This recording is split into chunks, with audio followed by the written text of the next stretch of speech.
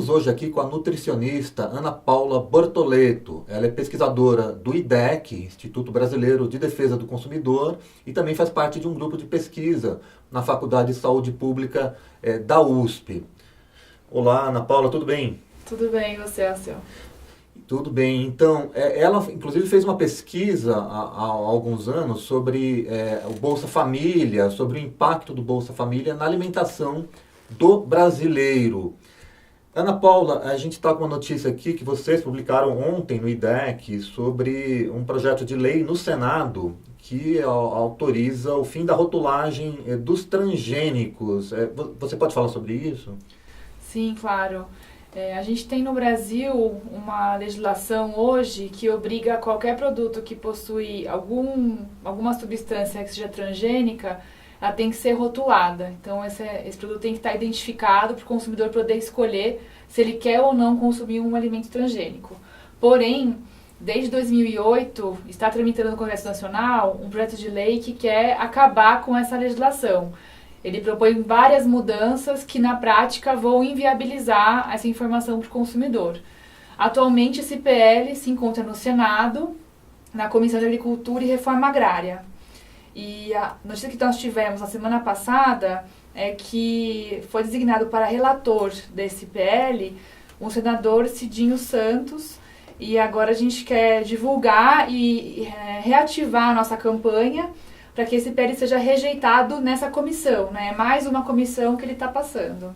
O senador Cidinho Santos, ele é do PR do Mato Grosso e era o suplente, né? É o suplente do atual ministro da Agricultura, Blairo Maggi, também produtor de soja, né? Exatamente, que os dois fazem parte da bancada ruralista, né? Que defende os interesses do agronegócio. E a gente coloca justamente essa questão, né? A gente sabe que nessa comissão em particular, a maioria dos senadores tem algum conflito de interesse em relação a apoiar os produtores, grandes produtores, né, de soja, de commodities hoje no Brasil. Então a gente sabe que a gente vai ter uma dificuldade para que esse PL seja rejeitado nessa comissão.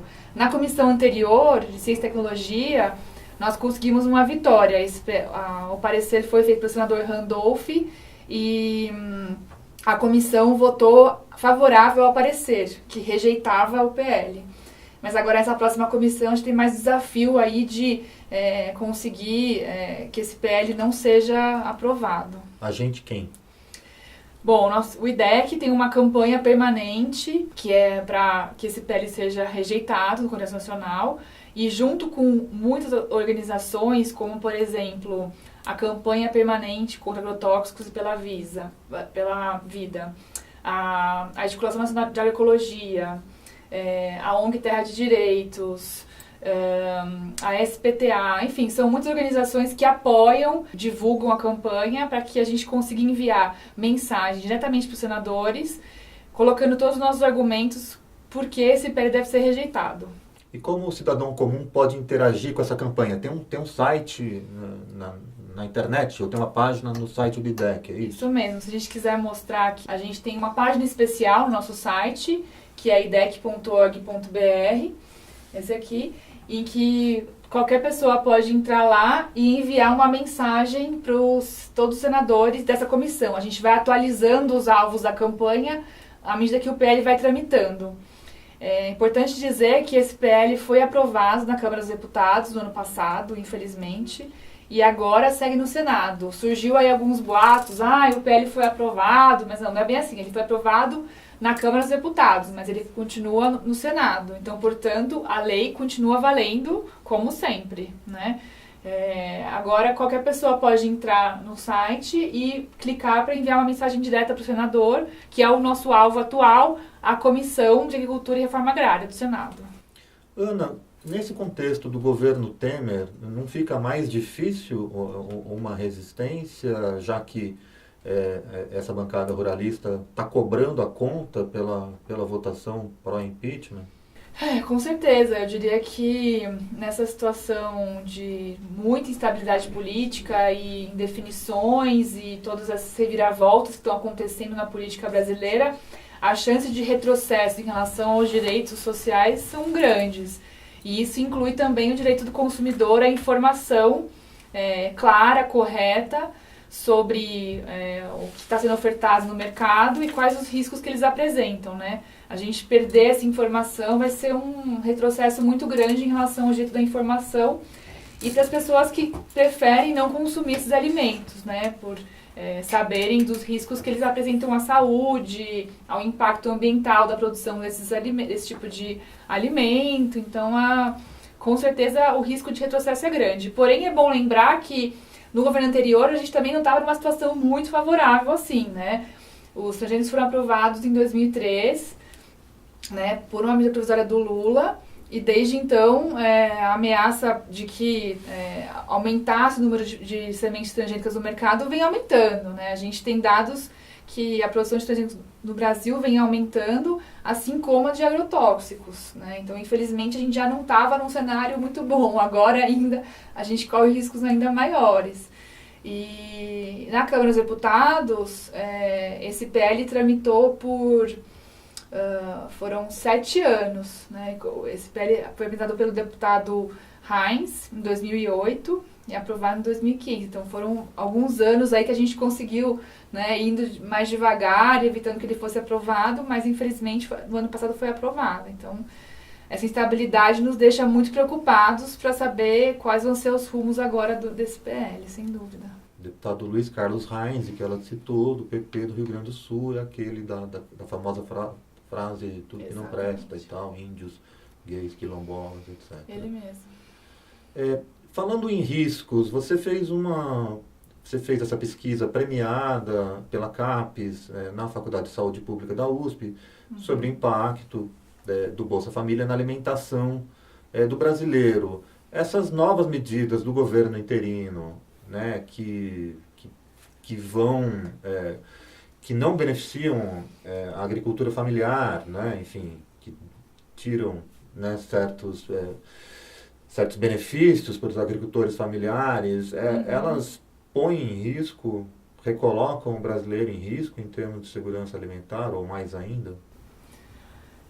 Bem, eu diria que sim, a gente vê que os riscos de retrocessos aos direitos sociais como um todo estão colocados, e especificamente em relação à alimentação, o apoio e o incentivo à agricultura familiar é um deles, que a gente vê que por falta de... já aconteceram várias ações mais concretas, né, de extinção do Ministério do Desenvolvimento Agrário, né, e corte de verbas para algumas políticas públicas de apoio à agricultura familiar, já está claro esse caminho.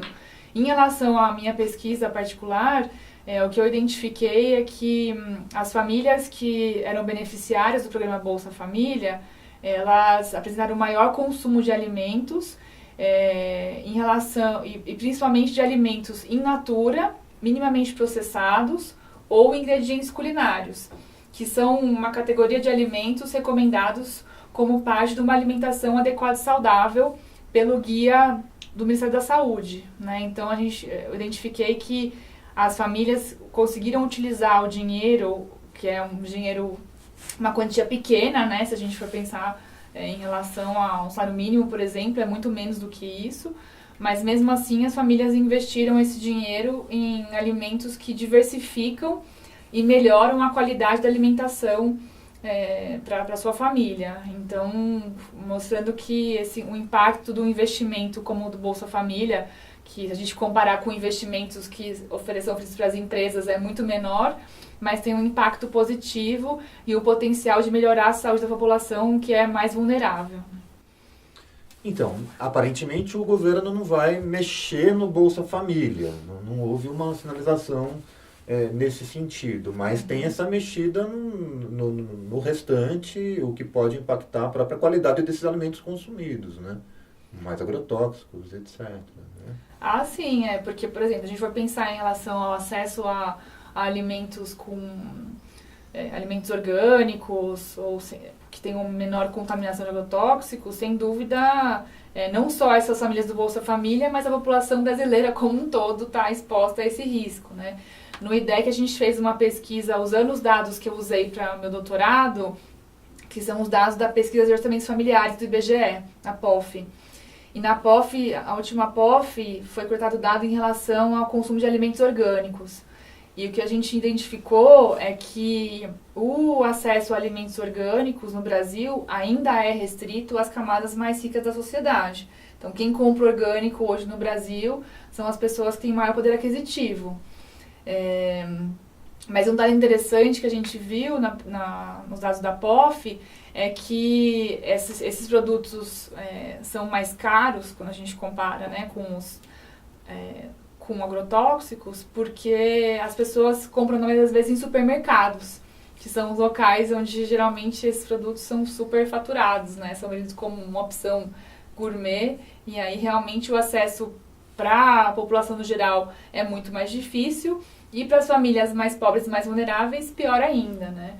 Então a gente espera realmente ter ter mais políticas públicas que apoiem os agricultores familiares, que também estão na situação de pobreza, né? Que algumas vezes precisam até receber o Bolsa Família por conta disso, e também que democratize o acesso a alimentos orgânicos, que hoje, infelizmente, a gente sabe que ainda está muito restrito no Brasil. Não é para essas políticas que o atual governo não é. Claramente não é esse caminho.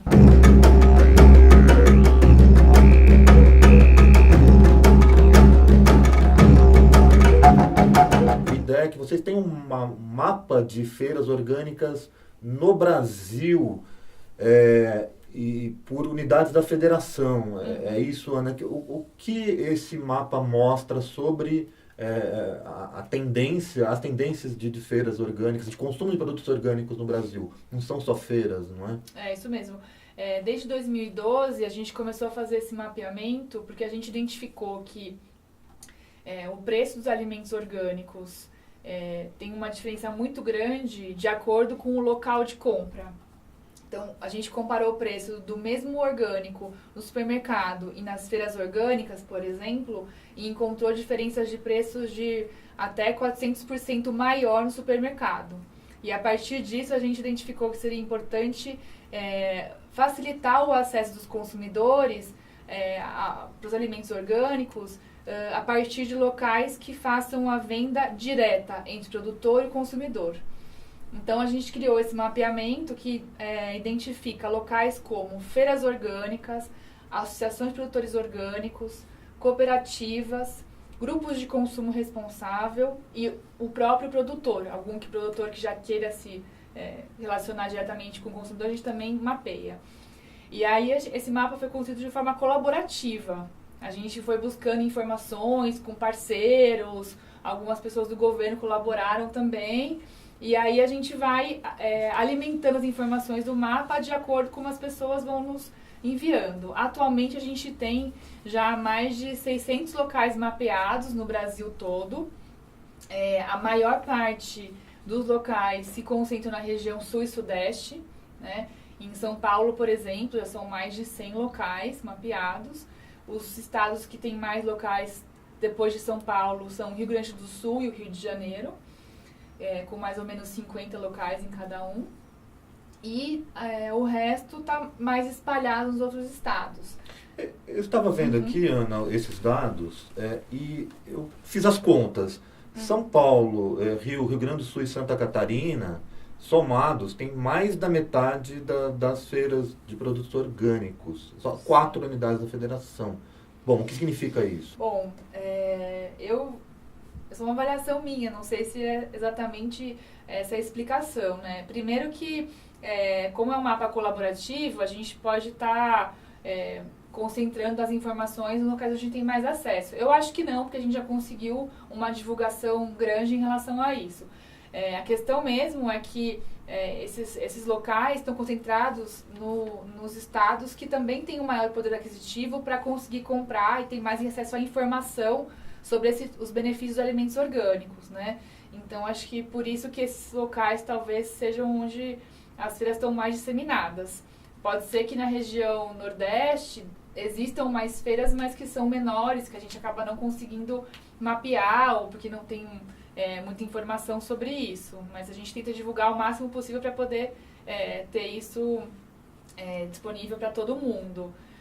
Santa Catarina e Rio Grande do Sul são estados que têm muito produtor também, né? Se a gente comparar a produção de orgânicos no Brasil, A gente vai ver que são estados que também têm uma grande quantidade de produtores, que são bem organizados em cooperativas, que conseguem fornecer alimentação escolar também, Santa Catarina, no Rio Grande do Sul. Então, acho que por isso que são lugares que a gente conseguiu mapear com mais facilidade. O que não quer dizer que os outros estados não tenham mais, né? A gente está... É uma construção diária, né? As informações desse mapa. E esses grupos de consumo estão concentrados em São Paulo e Rio de Janeiro. Sim. Como funcionam esses grupos e... Sim, os grupos de consumo são organizados por consumidores, né? Pessoas físicas que se interessam em apoiar a produção de orgânicos e, obviamente, consumir, né, para sua família, mas também ter uma relação mais próxima com o produtor. Então, geralmente, elas se organizam ou pessoas que estão no mesmo bairro, ou universidades, ou no mesmo local de trabalho, e fazem listas com os alimentos disponíveis do produtor com quem eles têm contato, distribuem as listas, as pessoas fazem o pedido, geralmente vão até um local para buscar e fazem o pagamento no local. Esse tipo de arranjo, né, depende de uma grande disponibilidade, né, da pessoa que tem que ir lá naquele dia no mesmo horário e fazer o pedido, exige um comprometimento maior da pessoa, mas são os locais, né, é o tipo de comercialização aonde se encontra o menor preço, o melhor custo-benefício, né, para quem quer consumir orgânico, é organizar um grupo de consumo responsável. Então, principalmente o paulista e o carioca, atualmente, eles podem acessar esse site. Isso. E ver... Aí ele funciona assim, você vem aqui, coloca o endereço, né, do seu local de trabalho, o seu próprio endereço, e clicando aqui na lupa, ele vai já, automaticamente, a ferramenta do Google já identifica os locais próximos ao seu endereço. Eu coloquei aqui o endereço do IDEC, né, por exemplo, que fica perto do Parque da Água Branca, onde a gente tem uma feira.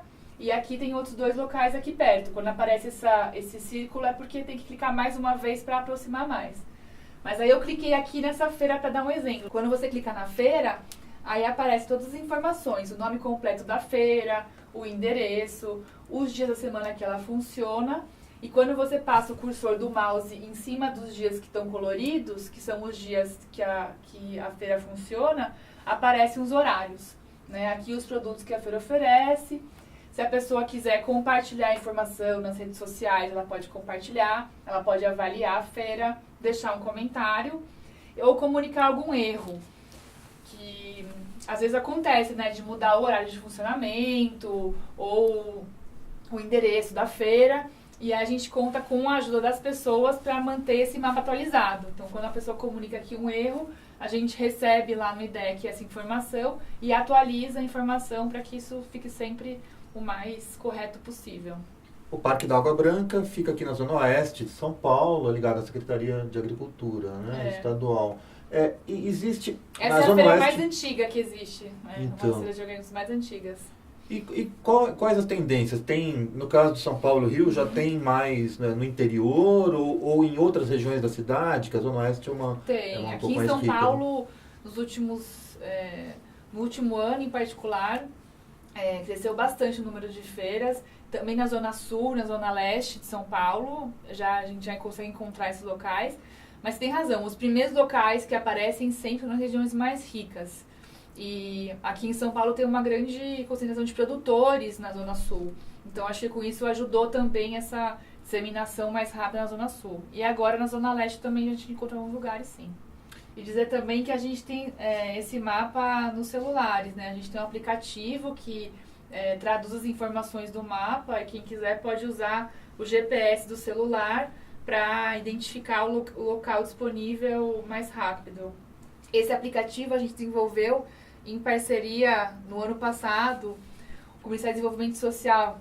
E agora a gente não continuou mais com essa parceria, né? Infelizmente tinha uma campanha que ia acontecer durante esse ano, essa campanha foi cancelada. Pelo governo Temer? Ou pelo governo Dilma?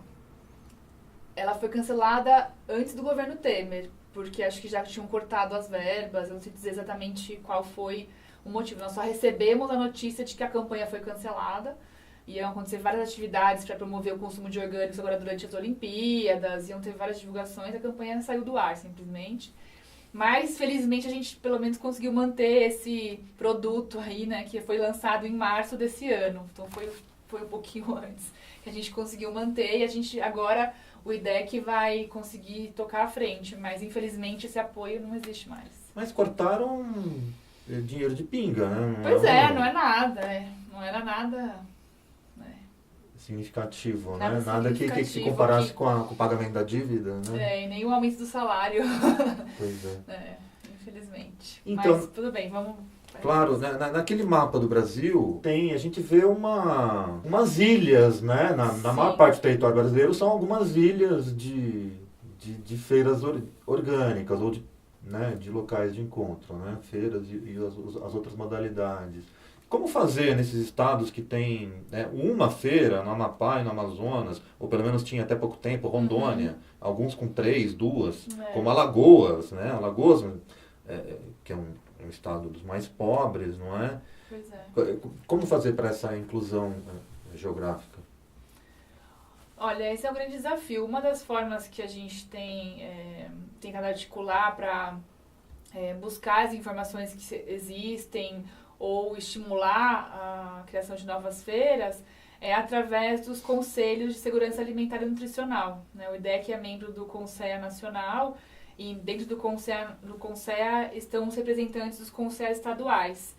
E a gente tem buscado usar essa rede que tem muitos representantes ligados ao movimento da ecologia para tanto divulgar as informações do mapa quanto para mostrar que os consumidores estão interessados, né? Então, mostrar que existe demanda para o consumo de orgânicos, que vem crescendo no Brasil, né? Apesar de não ter esses incentivos que, como o agronegócio tem, o consumo de orgânicos vem disparando, né? O mercado está crescendo, mas alguns agricultores, por exemplo, que estão em transição agroecológica, que ainda não tem a certificação, que ainda não pode dizer que o produto é orgânico, também precisa de um apoio, né? Ele também precisa ter esse incentivo maior para conseguir chegar na produção orgânica de fato. E, provavelmente nesses estados esse apoio não chega, né? Esse apoio tanto da rede de consumidores, que é a demanda, quanto de políticas públicas para ter algum incentivo fiscal ou mesmo para conseguir um crédito no banco, isso deve ser muito mais complicado, né? Eu não sei todos os detalhes sobre como acontece isso no nível estadual, mas eu imagino que não funcione bem como deveria funcionar, né? Só traduzindo, CONSEA, Conselho Nacional de Segurança Alimentar, MAPA, Ministério da Agricultura, Pecuária e Abastecimento. Você falou que da falta de incentivo fiscal que ocorre, por exemplo, para agrotóxicos, né? Enfim, não só incentivo fiscal, mas hoje para um agricultor conseguir um crédito no banco, ele muitas vezes tem que apresentar a nota fiscal do agrotóxico como garantia da sua produção, né? Então, o agricultor que não usa agrotóxico vai ter mais dificuldade de conseguir um crédito, porque, obviamente, ele não vai ter uma nota fiscal, né, de agrotóxico. Os bancos usam isso como uma garantia que a produção vai ser entregue, né? É terrível isso. Aliás, tem o Blairo Maggi está contra a posição da equipe econômica que prevê pagamento de imposto para exportação, né? O COFINS, que hoje eles não pagam.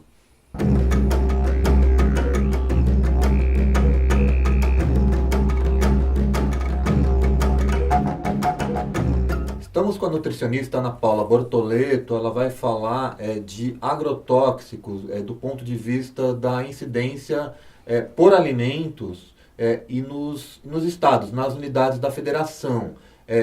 O IDEC, o Ministério da Agricultura e Pecuária, divulgou em junho, né, Ana Paula, uma nova tabela onde o tomate volta a ser o alimento com mais agrotóxicos no Brasil, passou de novo o pimentão, né? O que a gente pode concluir, analisar já a partir desses novos dados?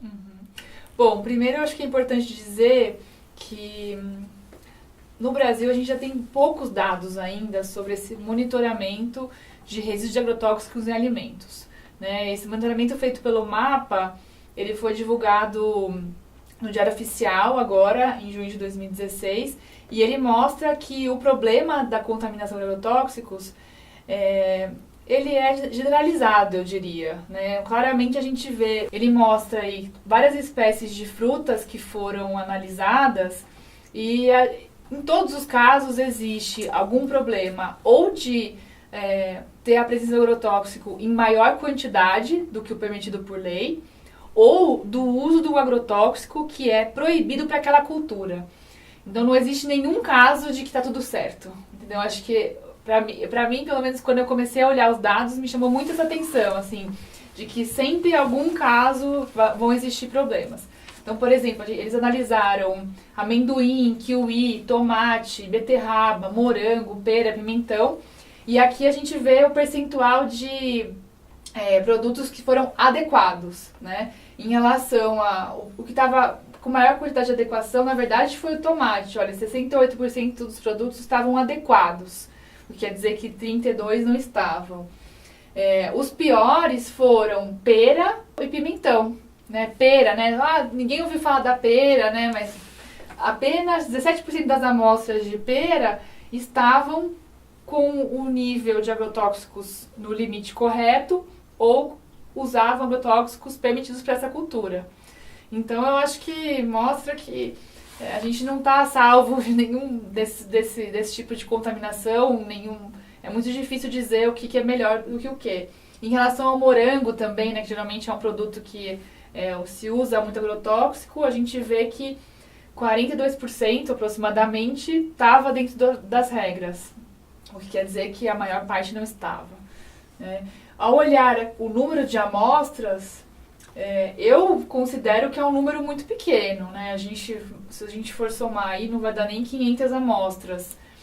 Considerando o tamanho do Brasil, o número de produtos que a gente tem no mercado, a gente vai ter um monitoramento muito mais abrangente, com um número muito maior de amostras, para poder de fato dizer que a gente está monitorando, né? Isso aqui é só para ter uma pincelada no problema, né? Existem países onde haja um número de amostras mais significativo? Assim, na Europa, por exemplo, eles fazem um controle muito maior, com uma análise muito mais detalhada em relação aqui no Brasil. A gente tem esse monitoramento do MAPA e tem o da Anvisa, que chama PARA, né, o Programa de Análise de Resíduos de Agrotóxicos da Anvisa. O da Anvisa, por exemplo, não inclui o glifosato no monitoramento, que é simplesmente o agrotóxico mais usado no Brasil e não é monitorado, né? Então, assim, a gente tem casos, a gente já sabe que tem problemas, mas o glifosato não é monitorado. Proibido em vários Aí países. você vai me perguntar por quê. Bom, realmente existe um desafio de tecnologia disponível nos laboratórios estaduais para conseguir fazer essas análises. Tá? Não vou dizer que, assim, tanto na Anvisa quanto no MAPA, a estrutura hoje de laboratórios para fazer esse tipo de monitoramento, ela é insuficiente para poder dar conta de tudo isso, né? Então, a gente precisa de muito mais investimento do Estado para conseguir, de fato, garantir essa segurança para o consumidor, né? Claramente, esses dados mostram que a gente tem muito problema, mas a consequência disso, né, você vai me perguntar aí, o que é feito em relação a isso? Muito pouco, né?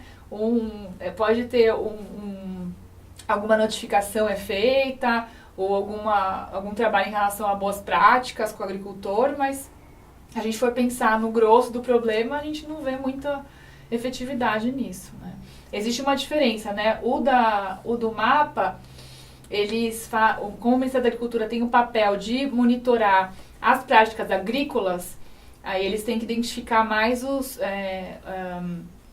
produtos, os alimentos que estão ali disponíveis na agricultura, né? A Anvisa, como é responsável em inspecionar os alimentos que estão disponíveis no mercado, eles coletam as informações já dos pontos de venda dos alimentos mesmo para o consumidor. Então, existe uma diferença aí de área de atuação, mas mesmo assim as duas são insuficientes, na minha opinião.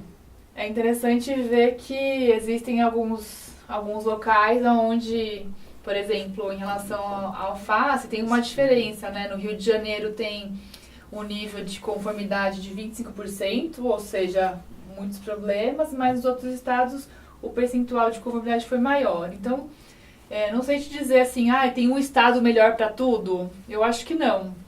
Mas, inclusive, a gente vê, no caso da alface, foram 3 estados monitorados, que do amendoim foram 3 outros estados. Então, fica até difícil essa comparação por local. Mas, de um modo geral, dá para dizer que é um risco comer alface no Rio de Janeiro, há altíssimo risco de ter um agrotóxico ilegal, não permitido, para alface, para produção de alface, ou comer beterraba no Rio Grande do Sul. Sim. Bom, a amostra em Goiás de amendoim é uma só, ridículo, mas enfim. Então qualquer amendoim, né, se fosse só, né, esse tipo de amendoim estaria ilegal. Pois é. E esses, como é que chamam esses produtos, essas substâncias, ingredientes ativos, né, enfim, que você poderia citar um exemplo do quanto ele pode ser prejudicial para a saúde? Em algum caso? Olha, eu não sou especialista em todos os tipos de agrotóxicos, tá? Mas assim, no geral, os agrotóxicos têm vários impactos para a saúde relacionados a quando a intoxicação é mais aguda, né? Quando a pessoa entra em contato com uma quantidade grande de agrotóxico, de ter algum problema, numa infecção respiratória ou de uma alergia na pele. Ou então mesmo de ter alguma consequência no sistema digestório, né? Que a pessoa pode ingerir aquele produto e ter consequências no sistema de digestão dela por consumir aquelas substâncias. E a longo prazo, os efeitos em relação ao desenvolvimento de câncer, né? Diversos tipos de câncer já é constatado. Inclusive no caso do glifosato, que é o mais usado no Brasil, a Organização Mundial da Saúde já publicou um relatório dizendo sobre a toxicidade dele e que ele é possivelmente cancerígeno. A gente já tem evidências científicas suficientes para comprovar que existe o risco, né? E ao existir o risco, a gente deveria adotar o princípio da precaução, né? E não expor a população a um risco desse tipo. Mas infelizmente, ao ser autorizado, um agrotóxico dificilmente vai perder essa licença, né? No Brasil, a gente tem um processo aí de autorização dos agrotóxicos que é muito permissivo e muito favorável para o negócio. Então, como ele foi aprovado, para reverter essa situação, a gente vai demora muito tempo, é um processo muito lento, muito burocrático, enfim, as dificuldades são muito grandes. Aliás, a gente entrevistou em programa anterior a professora Larissa Bombardi, da USP, da Geografia da USP, que está fazendo o Atlas do uso de agrotóxicos no Brasil, detalhando por unidade da federação exatamente esse tipo de impacto, mortalidade, enfim, intoxicação pelo uso de agrotóxicos. Em relação aos estados, tem algum caso mais problemático? Aqui, no caso da pera, por exemplo, né, foram 4 estados monitorados. Só no Rio Grande do Sul, algumas amostras passaram. As outras todas, não teve nenhuma que foi aprovada. Então, aí nesse caso, a gente pode ver que Santa Catarina, Paraná e Goiás estavam usando agrotóxicos ilegais. E no Rio Grande do Sul, apenas 3 das amostras estavam corretas. De 22 amostras nesses 4 estados, só 3 no Rio Grande do Sul passaram, né? Então, uma porcentagem absurda, né? Tem também dados de produtos que foram importados, né? Então, aqui, no caso da uva, analisaram a uva que veio da Espanha. E a uva das 2 amostras analisadas, uma delas também tinha agrotóxicos não permitido para a cultura. Ou seja, os alimentos que a gente está importando para consumir aqui no Brasil também estão contaminados e com agrotóxicos inapropriados para a cultura. Brasil importa veneno da Espanha. No caso da uva, eles comem, os espanhóis também comem ingerem esse veneno? Provavelmente não, né? Porque a vigilância lá não deve aprovar nem o uso desse agrotóxico, né? Enfim. E no caso do kiwi também? Kiwi também, a gente tem os dados do kiwi aí. Kiwi vem da Itália. O milho também da Argentina, que deve ser transgênico. Ó, o kiwi da Itália também. Bom, 4 amostras estavam aprovadas, né? Uma delas estava contaminada com agrotóxico não permitido pela cultura. Maçã uruguaia contaminada. O milho da pipoca da Argentina, que deve ser transgênico, porque na Argentina todo milho é transgênico, né? Também uma das amostras, agrotóxico não permitido. E o contrário, tem alguma unidade da federação onde haja uma situação melhor ou o problema é generalizado? Olha, na minha avaliação, o problema é generalizado, sim, viu? Infelizmente, a gente não tem nenhum estado da federação que está, digamos assim, mais protegido, né, em relação a isso. Tá difícil, viu? É um tanto assustador, né, Ana? E além do fato de as amostras serem poucas, né? Quer dizer, se tivesse mais amostras, a gente identificaria mais alimentos envenenados, porque é isso, é disso que se trata. Sem falar que a gente está falando aqui de um universo restrito de alimentos, não é, Ana? Sim. Tem muita coisa que fica fora. Um molho de tomate, por exemplo, que é muito consumido, industrializado, nem é monitorado. Nem é monitorado. Não. Então É verdade. É importante dizer isso também, que não são só os alimentos in natura que correm o risco de contaminação. Os industrializados também, porque eles usam matéria-prima que foi produzida com agrotóxico. E os resíduos agrotóxicos não saem com processamento. No IDEC a gente fez uma pesquisa alguns anos atrás, um teste, na verdade, com alguns tipos de geleia, e a gente encontrou também resíduos agrotóxicos em quantidade acima do permitido ou agrotóxicos não apropriados para a cultura em geleias. Molho de tomate, a gente também provavelmente pode encontrar, sim, né, resíduos agrotóxicos acima do permitido se o tomate vier dessa origem, que a gente já sabe que o tomate também é contaminado. Geleia do quê? Foram vários tipos. Foram geleias de morango, geleias de laranja, mas foram geleias comuns, assim, consumidas no Brasil, acho que de uva também. E eu acho que é um risco que a gente corre independente do tipo do alimento. As pessoas falam, você tem que consumir alimentos mais saudáveis, mas eles estão contaminados com agrotóxicos. Não quer dizer que o industrializado não vai estar, né? Infelizmente, esse é um risco que qualquer tipo de alimentação hoje está correndo. E pensando em milho, né, se boa parte do milho que vem é transgênico e com agrotóxicos, a quantidade de produtos industrializados, inclusive, é enorme, não é? Exatamente. Desde a latinha com milho até coisas que Segundo usam. os dados do próprio agronegócio, mais de 90% do milho produzido no Brasil é transgênico. E da soja também. Então, a chance de a gente estar consumindo soja e milho transgênico nos industrializados, ela é quase certa, né?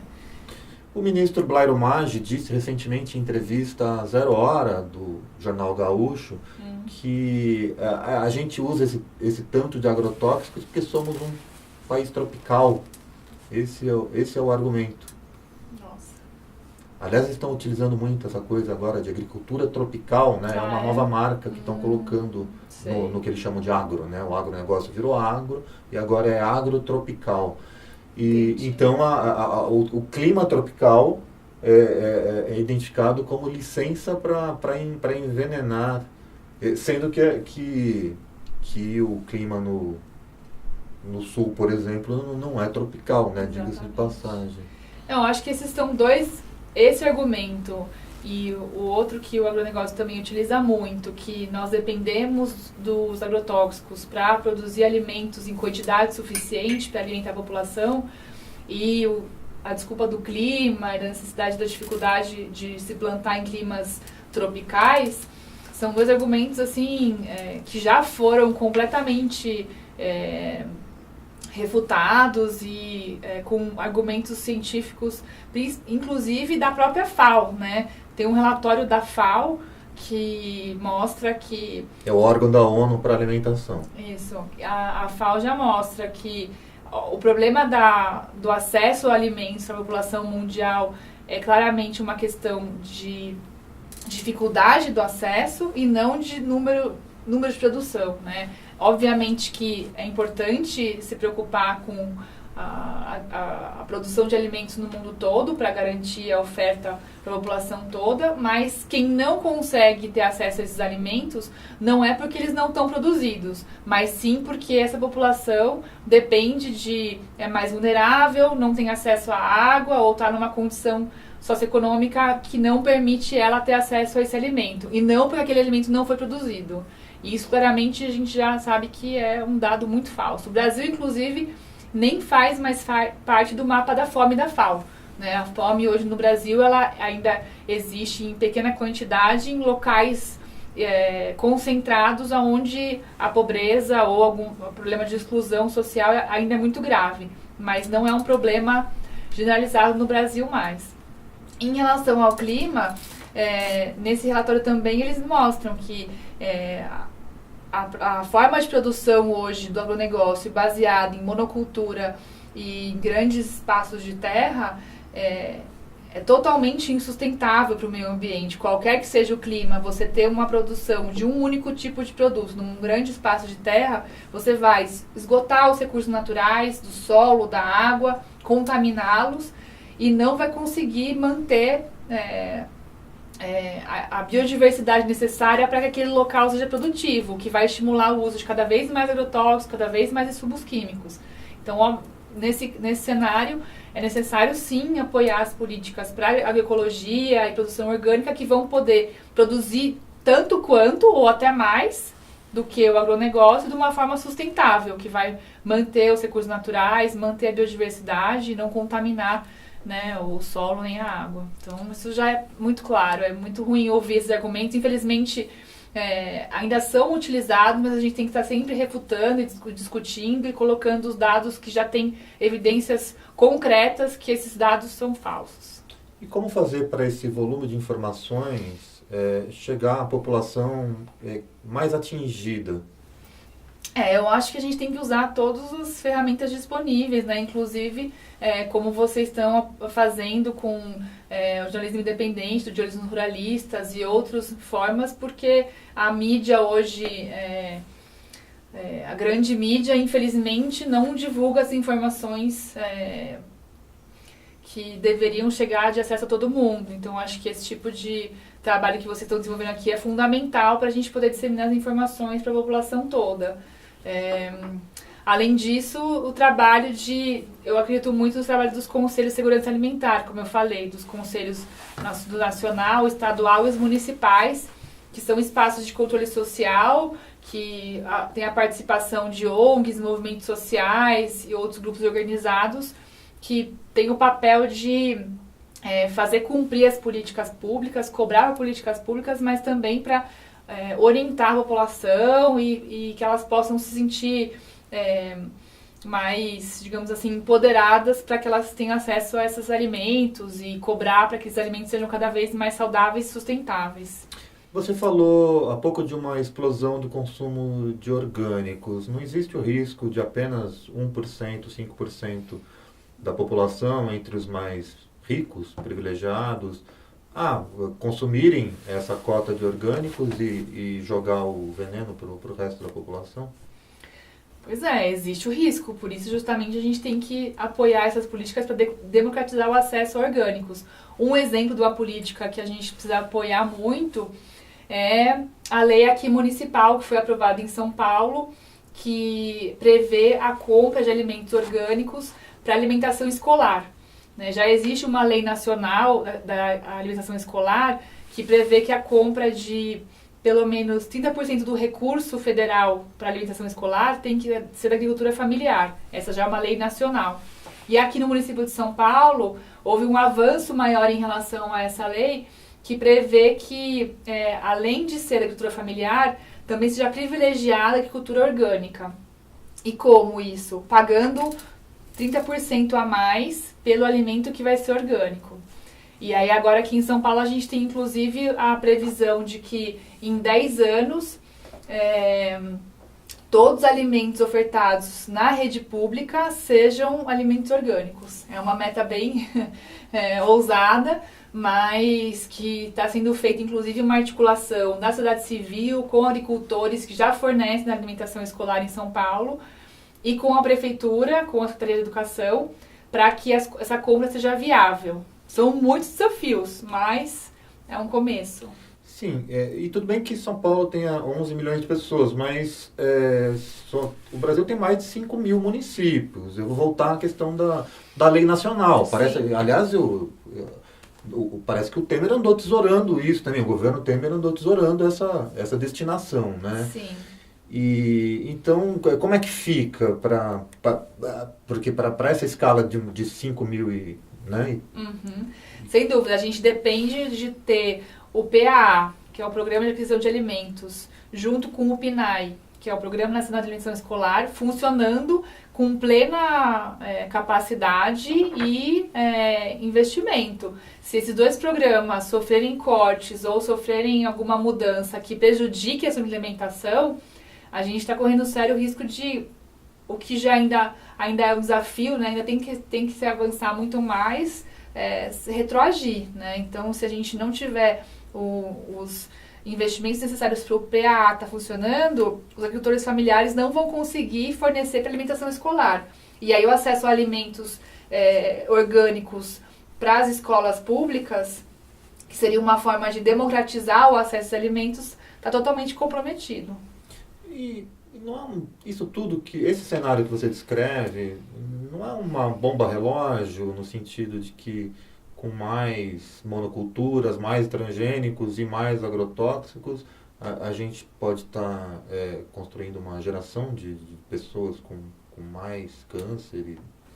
Eu acho que a gente já está nessa geração e realmente o cenário não é positivo de mudanças, assim. Eu acho que as iniciativas para mudar esse cenário, elas existem, mas elas estão realmente focalizadas, né? Então, se a gente não tiver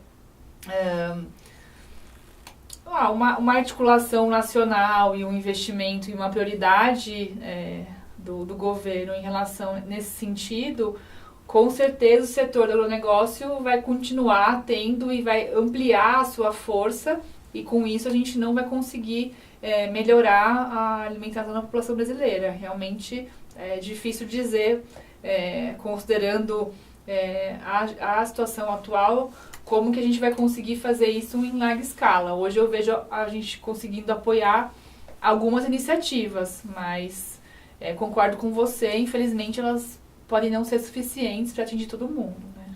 Você falou de imprensa, a Rede Globo acabou de fazer uma campanha, né, de sou agro é tudo, o agro é pop, o agro é tech, e assim por diante. O agro é saúde, né? A professora Larissa Bombardi disse aqui no programa que agro é doença.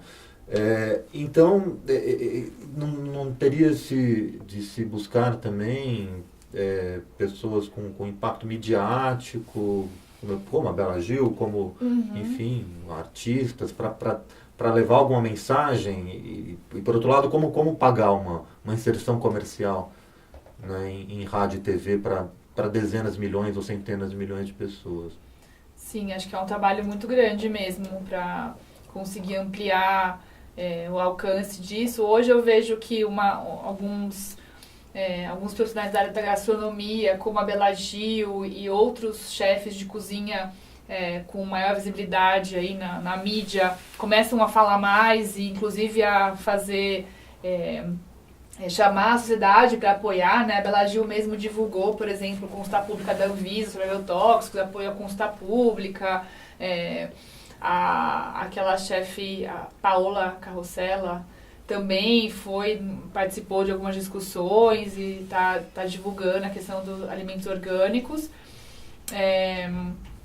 Parece que na novela também estão falando mais sobre alimentos orgânicos. Eu não acompanho a novela, mas eu soube que está acontecendo. Como atingir a grande mídia? Talvez você que é jornalista deve saber melhor do que eu, mas assim, tentando sensibilizar mais e mostrar para os jornalistas outros pontos de vista que não são os pontos de vista, digamos assim, no senso comum. Mas isso não depende só do jornalista, depende também da pauta que a emissora defende, né? E claramente, às vezes, algumas pautas são derrubadas por ter conflitos de interesse com quem patrocina a grande mídia, né? Então isso fica comprometido. A gente mesmo teve uma experiência de publicar um texto junto com outras palavras que repercutiu em outros canais e foi parar na Carta Capital, e teve uma repercussão muito grande do setor de cerveja, por exemplo, que não gostou do texto, que falava se a cerveja era transgênica. A gente colocava uma dúvida, né? Que se a cerveja tem cereais não maltados e tem milho, então ela também tem transgênico, né? E aí teve uma reação dos setores e tal. E foi só um texto que saiu na Carta Capital. Você imagina quando você vai falar na Globo ou em outros canais digamos assim, que tem mais público, né? De maior audiência. Acho que é um desafio. Aliás, a gente grande. sabe se a cerveja que a gente bebe está envenenada ou não com agrotóxicos? Pois é. Eu diria que grande chance que sim, né? As cervejas, principalmente as cervejas de maior escala, né, consumidas no Brasil, os ingredientes são produzidos são cereais. Eles não falam qual é o tipo de cereal, mas provavelmente é o milho que é o mais barato, né? E o milho transgênico também usa agrotóxico, né? Então... milho, arroz, né, que eles usam e não tem amostras em relação a isso. Simplesmente não tem. E aproveitando para informar, lembrar que a gente, de Olho nos Ruralistas, está em campanha de financiamento coletivo até o dia 10 de agosto, precisando ainda de muitas doações para tocar o projeto ao longo de 2016 e início de 2017. Quero agradecer a presença da Ana Paula Bortoleto. Obrigado, e não sei se você tem alguma coisa para completar em relação a tudo isso. Não, acho que eu já falei bastante, mas agradeço a participação e estou apoiando aí o projeto. Espero que seja bem sucedido, que a gente conta com o apoio de vocês para divulgar as iniciativas e a gente conseguir ter um alcance cada vez maior aí para falar sobre esse assunto e alertar a população e apoiar sempre no que for possível a divulgação da informação que vocês também vão buscar aí sobre esse tema. Legal, espero contar com você novamente em outros programas, você e outros pesquisadores e pesquisadoras. Legal.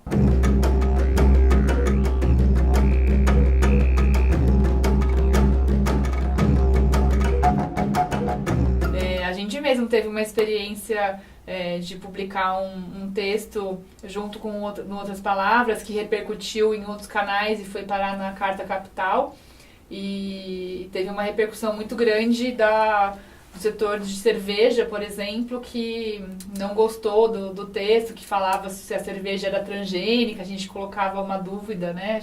Que se a cerveja tem cereais não maltados e tem milho, então ela também tem transgênico, né? E aí teve uma reação dos setores e tal. E foi só um texto que saiu na Carta Capital. Você imagina quando você vai falar na Globo ou em outros canais digamos assim, que tem mais público, né, de maior audiência. Acho que é um desafio. Aliás, a gente sabe se a cerveja que a gente bebe está envenenada ou não com agrotóxicos? Pois eu diria que grande chance que sim, né? As cervejas, principalmente as cervejas de maior escala, né, consumidas no Brasil, os ingredientes são produzidos são cereais. Eles não falam qual é o tipo de cereal, mas provavelmente é o milho que é o mais barato, né? E o milho transgênico também usa agrotóxico, né? Então... milho, arroz, né, que eles usam e não tem amostras em relação a isso. Simplesmente não tem.